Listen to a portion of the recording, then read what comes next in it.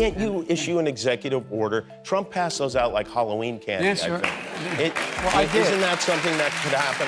Well, I have issued executive orders within the power of the presidency to be able to deal with everything having to do with guns, gun ownership. Look, the Republicans don't play it square. Why do you play it square? Yeah. Well, guess what? If we do the same thing they do, our democracy will literally be in jeopardy.